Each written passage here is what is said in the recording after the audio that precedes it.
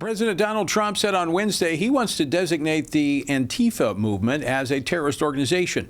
In his post on Truth Social, he added, quote, "I will also be strongly recommending that those funding Antifa be thoroughly investigated in accordance with the highest legal standards and practices."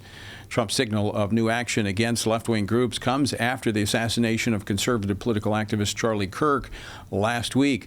What role did these left-wing groups play in creating an atmosphere of hostility towards conservatives that has repeatedly led to violence?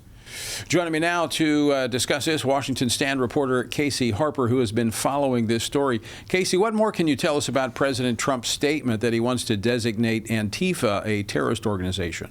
Well, thanks, Tony. As you said, President Trump made that announcement on Truth Social, saying, quote, "I'll be strongly recommending that those funding it are hit with the highest legal standards and practices." A pretty strong statement. Well, President Trump's signal of new action against left-wing groups, it comes, as you said, after the assassination of Christian conservative activist Charlie Kirk on September 10th. President Trump and senior officials in his administration have repeatedly blamed left-wing groups for creating an atmosphere of hostility toward conservatives before Kirk's murder. This also comes after the recent revelations that Biden's Department of Justice targeted 92 conservative organizations in an investigation they labeled Arctic Frost.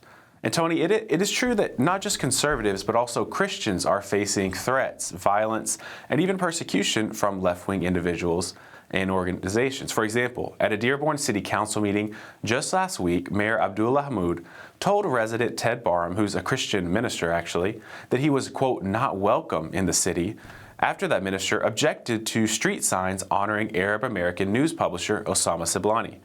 The minister criticized Siblani for past comments he believes supported Hezbollah and Hamas. Now, although the signs were installed by Wayne County and not the city, the mayor escalated the exchange during the public meeting, Tony. Thanks, Casey. We'll actually dive a little bit deeper into this and have a discussion with Dr. Andrew Bostom. Casey, what other stories are you tracking? Well, a lot going on this week, Tony. Congress is working to pass a CR to extend funding for the government past September 30th. With that looming government shutdown on the horizon, Republicans are trying to work with Democrats, but so far there's not much progress on that front. Democrats seem like they want a government shutdown and are not willing to cooperate. Now, another headline from today is President Trump's visit in the UK. During a joint press conference with British Prime Minister Keir Starmer, President Trump said that tariffs were crucial to boosting current investment levels in America and emphasized the importance of, quote, "sane regulation" in the U.S. economy. His visit as he departs today included high-profile meetings and ceremonies, culminating in the announcement of a $205 billion U.S. investment package into Britain.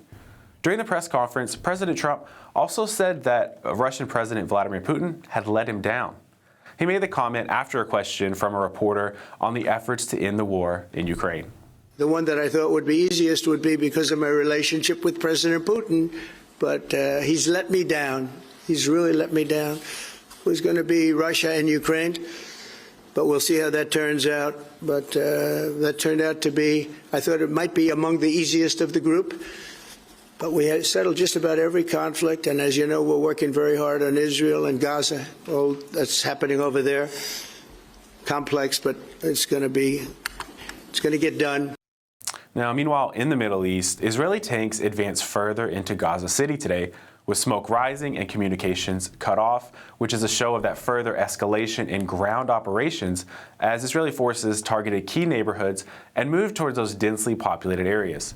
Now, Israel has urged civilians to flee to a southern humanitarian zone amid the increasingly dire conditions there. Its offensive against Hamas, though, and efforts to free hostages have drawn some international condemnation, Tony. Certainly has. Thank you, Casey. Appreciate the report today.